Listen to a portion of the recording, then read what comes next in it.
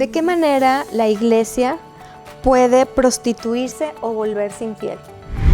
Principios, fundamentos, creencias, acciones, serían como el reflejo de una desvinculación con Dios. Para Abraham el matrimonio era un asunto espiritual. Yo me quedo con la parte de que esa comunión que Dios busca con nosotros requiere una entrega completa y que quiere que seamos uno con Él.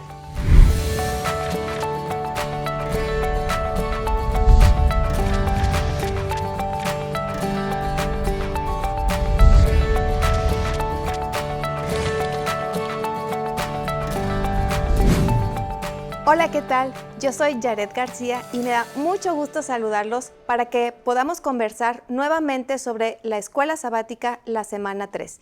Y me acompañan tres amigos muy interesantes que me gustaría que también se presenten, pero sobre todo que contesten qué es lo que les emociona más cuando van a una boda. Bueno, yo soy Benjamín y algo que me gusta mucho es que me inviten. Súper bien. Gusto de verles nuevamente, yo soy Daniela y mi parte favorita de las bodas es la hora de comida. También. Bueno, saludarles una vez más. Mi nombre es Milton Jara y algo que me agrada bastante es la segunda parte de la boda. Es cuando van a la recepción, como dice Daniela, hasta la comida. Y hay un ambiente muy especial, hay fotos y todo eso. Es un momento que me agrada. Y a mí lo que más me gusta es el momento en el que ella y él comparten sus votos, creando un compromiso y un lazo para muchos años. Me gustaría que para empezar este estudio de la Biblia pudiéramos pedirle al Señor que nos acompañe. Querido Padre que estás en el cielo, queremos agradecerte por la oportunidad que nos das de seguir estudiando tu palabra. Queremos que tu Espíritu Santo nos dirija a nosotros y a nuestros amigos que nos ven y que podamos salir todos bendecidos al aprender y poner en práctica lo que tú quieres para nuestras vidas. En tu nombre, amén. Amén. Saben, esta lección a mí me emociona y me encanta porque habla justamente de esta forma en la que Dios se puede comunicar con nosotros usando un símbolo, el matrimonio. Y cómo nosotros a través de esta relación podemos también tomar ideas no solamente para fortalecer o enriquecer nuestra vida matrimonial, sino también para la forma en la que podemos relacionarnos con Él y con nuestros miembros de iglesia. Y me gustaría que fuéramos a Efesios 5:31 y a Génesis 2:23 al 25. Y quisiera saber quién me puede compartir qué paralelismo encuentra en estos dos versículos y que nos orientan hacia cómo podemos nosotros comportarnos. Bueno, Efesios 5:31 menciona: por esto dejará el hombre a su padre y a su madre y se unirá a su mujer y los dos serán una sola carne. Una sola carne. No estoy casado y quizás no pueda entender a qué se refiere, pero sí creo que esto de dos que se vuelven uno rompe las matemáticas conocidas y entramos en un terreno que solo Dios puede hacer. Y entonces el hecho de ser uno, de llegar a ser una sola persona en emociones, sentimientos, debe ser muy fabuloso. Y llevándolo, bueno, no sé si ya me salto a la parte de cómo cómo nos podemos relacionar con Dios, ¿no? Creo que esa parte de que Dios quiere también ser uno con nosotros y que nosotros seres pecadores, podemos ser uno con Dios, un Dios tan perfecto, santo. Creo que eso, así como que explota mi mente los emojis que hacen... Fíjate que lo que compartes, Benjamín, es muy interesante porque es difícil dejar tu individualidad y completarte o conectarte, ¿no? Pero justamente a mí lo que me llamó la atención del versículo de Génesis es esa parte del hagamos. O sea, tenemos una meta, una misión en común y ahí es donde nos unimos en propósito. Y ese es uno de los principios que me gustó de cómo podemos nosotros trasladar del matrimonio a nuestra vida o a nuestra conexión con Dios. A mí en esa parte, lo que mencionas, veo como intencionalidad, ¿no? O sea, hay algo intencional, no es algo meramente ahí se va, sino que hay una intención y que al hacer una sola carne también para mí es un concepto, tal vez porque no lo he experimentado, muy difícil de entender, porque ¿cómo embonas dos cosas para hacer una sola? Teniendo dentro la ecuación a Dios también, ¿no? Entonces, humanamente es algo que creo que solamente Dios puede lograr alcanzar esa unión de una sola carne. Una frase que hace tiempos leí o escuché es: siendo uno, somos más. Es la frase. Y pasaba con frecuencia por donde estaba ese letrero y la veía todos los días, siendo uno. Y todos los días trataba de pensar qué significaba. Bueno, ahí estaba en un contexto muy distinto a este, pero yo dije, no, es cierto. Yo lo primero que pensé era con Dios. Cuando soy uno con Dios, realmente sí somos más, porque eso dice Dios, que está conmigo siempre. Y ahora que lo traemos al matrimonio, se logra ver de una perspectiva un poco más amplia, porque ya no es solamente Dios y yo, sino ya hay una tercera persona. Es un grupo, yo lo llamo así, un grupo de uno, porque uno con Dios es éxito. Y esa es como el secreto, y lo que dicen estos dos textos. El secreto es la unidad en propósito, acción, pensamiento. Y fíjense que hay tres principios que de ahí podemos derivar para poder entender o comprender cómo vamos a unirnos, ¿no? El primero es aceptar al cónyuge con sus defectos, así como viene, así como llegó, con todo lo que traía y con lo que le faltaba. El otro es perdonarlo. Y Dios hace lo mismo con nosotros, nos perdona todo. Y la tercera es valorar más a tu cónyuge que a ti mismo. Y esto también hizo Dios. Nos valoró tanto que se entregó por nosotros para que nosotros pudiéramos tener una nueva vida. A mí se me hace como curioso y peculiar, porque sí queremos que nos acepten, que nos valoren y que nos perdonen, pero muchas veces yo no quiero. ¿Sí? Y que en otras palabras, bueno, para mí también es este símbolo de la salvación, ¿no? O sea, el plan de salvación en todas sus etapas, de aceptarte, de perdonarte y de valorarte, o sea, recuperar ese valor que como humanos pecadores hemos perdido. Al ser uno, no es que pierdas toda tu esencia, tu forma de ser. Claro. No, lo que hace es complementarse. O sea, el mundo es más grande, más fácil de comprenderlo, de entenderlo y de actuar. Esa es la unidad, y eso es lo que nos lleva. Yo tengo una inquietud y me encantaría que nuestra audiencia, que está del otro lado, pudiera ayudarnos a resolver. Así que te invito para que pongas ahí en la cajita, en los comentarios, a esta pregunta. ¿Cómo fortaleces tu fe en Dios? Orando, haciendo mi devoción, leyendo la Biblia cada mañana y compartiendo la palabra de Dios. Intento involucrarme en actividades cuyo centro sea Jesús, al igual que relacionarme con personas que compartan la misma fe y dedicar tiempo personal al estudio. Yo creo que a través de las diferentes dificultades que pasamos, encomendándonos a Dios, pidiendo que nos ayude a resolver los diferentes problemas y pues la manera en que Él contesta mis oraciones. Realmente no es como que exista un súper secreto o algo único que te vaya a hacer fortalecer tu fe en Dios. En mi caso te podría decir que es simplemente buscar a Dios mucho en oración, leer la palabra de Dios constantemente y sobre todo también ser alguien que dé buen testimonio ante los demás. Me gusta mantenerme en una constante plática con Dios, orando y platicando a voz viva, caminando, cuando voy a dormir, cuando me levanto, cuando voy a comer, y pues también reflexionar en su palabra, en la Biblia. Muchas gracias por compartir tus opiniones acerca de cómo fortaleces tu fe en Dios. Y gracias también a los que participaron en el Vox Populi. Compañeros, antes del cortecito, se me quedó por ahí una parte importante que me causó así también que mi mente explotara. Esta parte de Ezequiel 16, donde Dios rescata un bebé que nadie quería, que aventaron allí, lo cuida, lo protege, al final se convierte en una muchacha muy bonita, se casa y luego, pues la muchacha dijo, pues ya estoy aquí, guapísima, déjame busco otro, y se lo buscó.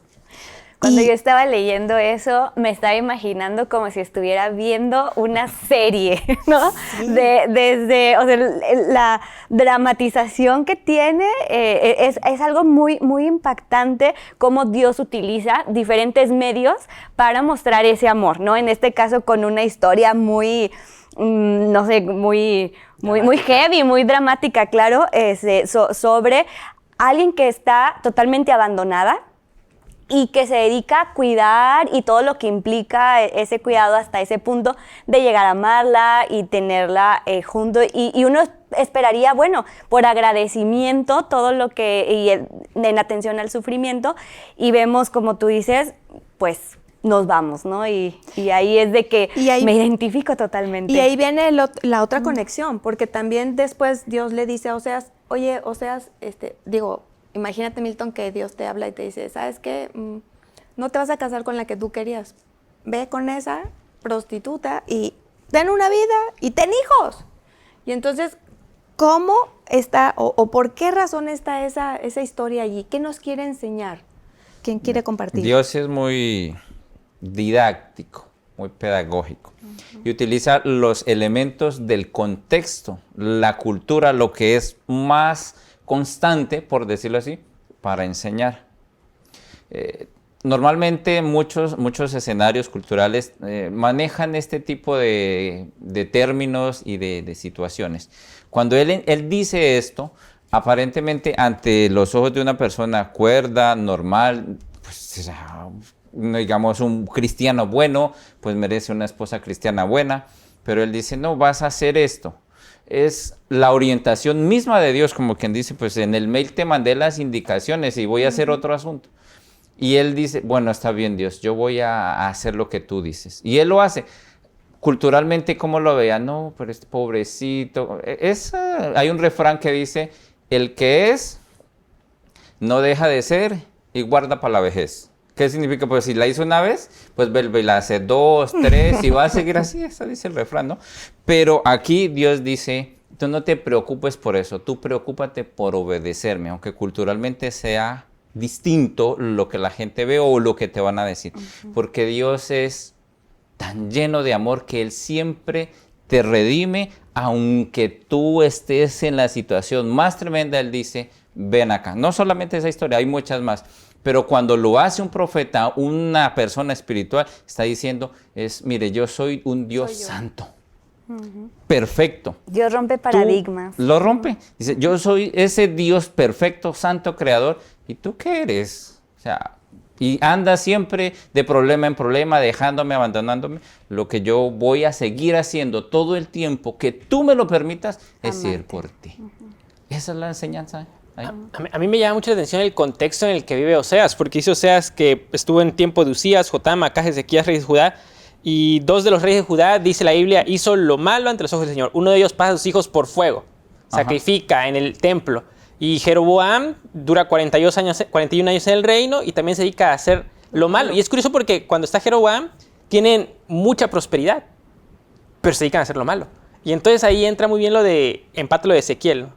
De esa hermosura, que era simplemente un reflejo de la gloria de Jehová, pero que la dejan. Se deja de lado. Y ahí justamente eso, el hecho que pase por tantos reyes, está la vida de Oseas, es la historia de todo el pueblo. Si la ven así, es eso, es exactamente, o sea, lo veo en la casa, pues también lo estoy viendo en el pueblo de Dios, como quien dice, quiero enseñarles, o sea, ¿qué otro recurso didáctico puedo emplear? Y emplea todos los que es posible para dar esa lección. ¿De qué manera la iglesia puede prostituirse o volverse infiel? Creo que hay muchas.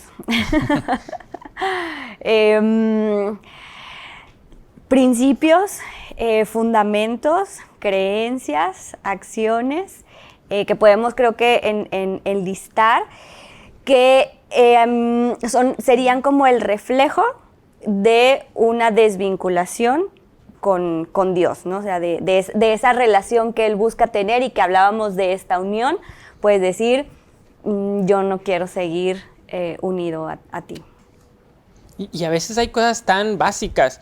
El otro día platicaba con algunos amigos porque en mi clase, dando clases con mis alumnos, sentí que no había reflejado a Dios. Una actitud muy sencilla que pareciera estar inofensiva, pero desde cosas tan simples como el cómo me dirijo a mi amigo, a mi hermano. Incluso creo que hasta ahí entra la prostitución en cosas que lo podemos vivir día a día, en nuestra propia vida espiritual y cómo se refleja ante nuestro prójimo.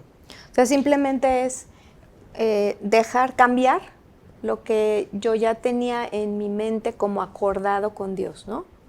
Sí, y le podemos agregar otro elemento y es hacer esas alianzas, por decirlo así, para tratar de decir, es que esto me ayuda a ser mejor hijo de Dios, a hacer esas alianzas que no convienen. Y no es de ahora, esto viene desde antes. La misma lección nos menciona que Constantino, el concilio de Nicea, recuerdan allá, ¿no? Pues que se peleaban, Arrio decía, no, Jesús no es Dios, es alguien distinto. Y empiezan y dicen, vamos a hacer el concilio de Nicea y aquí vamos a arreglar el asunto. Pero ¿quién intervino? El Estado. Entonces, cuando él llega, dice, yo voy ahora a organizar. Y empieza esa vinculación, a unirse en los poderes.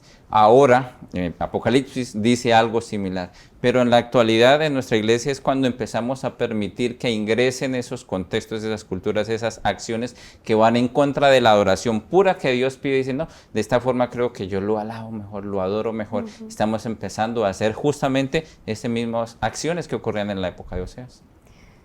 Vamos a intervenir con uno de nuestros expertos, porque yo tengo una inquietud, tengo muchas inquietudes, pero esta creo que tal vez pudiéramos tener más luz si invitamos a alguien experto, y me gustaría que también, si tú tienes alguna inquietud en este momento o algo de lo que hemos platicado no te queda muy claro, lo escribas ahí en nuestra cajita de comentarios para que nuestros invitados o nuestros mismos audio o visitantes puedan también interactuar con nosotros.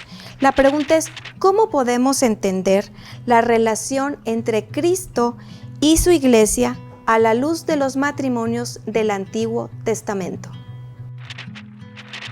Una de las figuras más poderosas, tanto en el Antiguo como en el Nuevo Testamento, es donde aparece Dios como esposo de su pueblo Israel en el Antiguo Testamento y de Cristo con su iglesia en el Nuevo Testamento.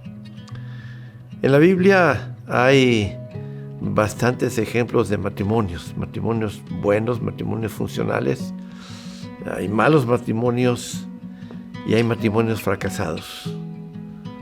Los adulterios, las traiciones, los odios, las venganzas interfieren en la relación matrimonial y en los principios que lo rigen, tal como Dios lo estableció. Pero a pesar de todo ello, Dios se mantiene firme en amar a su esposa aun cuando sea imperfecta, aun cuando le falle. Y en el Nuevo Testamento, Cristo hace lo mismo con su iglesia. La iglesia, que está compuesta por seres humanos, donde están envueltas nuestras pasiones, comete errores, fallas, que pueden avergonzar al esposo. Sin embargo, Cristo se mantiene fiel como esposo a su iglesia. Y esta es una de las figuras más poderosas para que entendamos el amor que Dios nos tiene, que siempre ha procurado, que procura y que procurará por la eternidad con su iglesia, con su pueblo, con su esposa.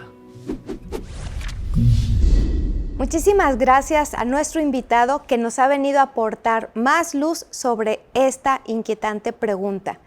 Compañeros, estamos ya en la última partecita de la lección y yo tengo una pregunta para ustedes.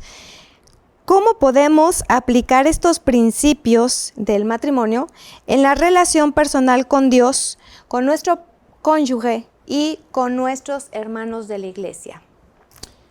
Génesis 24 trae una historia de esas románticas para hacer una buena serie, como decía ahorita Dani, ¿cierto? Bien impactante y muy actual el tema. Es un papá preocupado porque su hijo no se casaba. Y pues sí, es que estaba mucho tiempo ya en la casa. Bueno, entonces le dice, quiero que te cases, ¿cierto? Y que te cases bien. Creo que ese es el que desea todo padre, ¿no? Y te voy a ayudar con esto. Y empieza a darle algunos consejos y le dice, te vas a casar así, de esta manera, va a ser de tal forma. Y él dice, ¿y yo qué tengo que hacer? Ore, mijo, ore. Y él dice, yo también voy a orar, pero voy a trabajar en el asunto. Y ya saben ustedes la misión que empieza allí. ¿Por qué ocurre esto? Porque Abraham sabía que la elección de una esposa tendría un impacto espiritual significativo en la vida. Para Abraham, el matrimonio no era un asunto de alianza social o política o aumentar el capital de la familia, de buena familia. No era eso. Era un asunto espiritual. ¿Por qué? Porque de esta relación, ya vimos que se convierten en uno, la espiritualidad debe estar en el centro. Y quiero compartirles una foto, si me permiten. A ver, por aquí la estoy buscando. Aquí está, Aquí está, les comparto esta foto. No sé si reconocen los de la foto por ahí. Ahí les presento a mis apreciados amigos. Aquí está. Es cuando nos casamos, mi esposa. ¿Qué días hacíamos un diálogo? Y salió ella y me dice, 10 años ya llevamos y tú no aprendiste esto. Y yo dije, no, pues ya estoy aprendiendo porque nunca es tarde. Entonces ella se quedó así en silencio mirando como al infinito y al más allá y dice, ya 10 años. O sea, el tiempo se ha hecho de una manera tan corto que uno dice, ¿por qué? Y empezamos y nos sentamos, bien, sentémonos y empezamos a hablar del tema, no sé, salió así. Y sin duda algo que rescatábamos es esa unión que hemos tenido más con Dios.